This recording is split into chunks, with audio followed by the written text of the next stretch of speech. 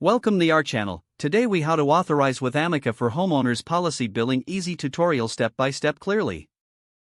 To authorize with Amica for your homeowners policy billing, start by visiting the Amica website. Once on the home page, locate the login button in the upper right corner. Click on the login button to proceed. Enter your user ID and password in the respective fields. If you don't have an account yet, click on the register option to create one.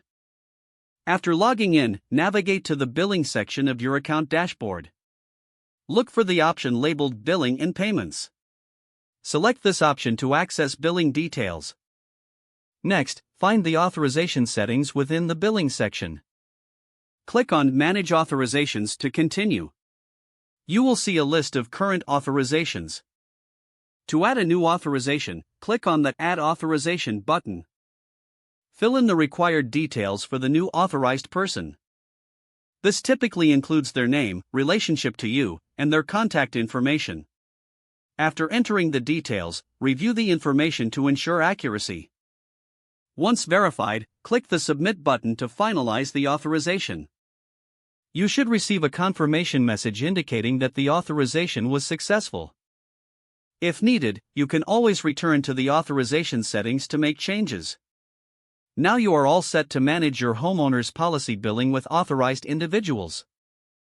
If the page does not load, refresh the browser or try again in a private or incognito window.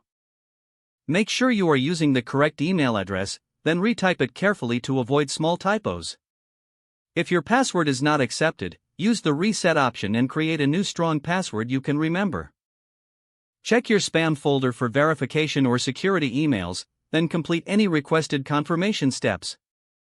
Enable two-factor authentication if available to improve account security and reduce unauthorized access risk.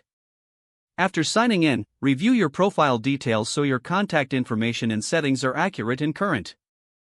If you see an error message, note it down and try again after restarting your device and internet connection. Log out when you finish, especially on shared devices, to keep your account and payment information secure. If the page does not load, refresh the browser or try again in a private or incognito window.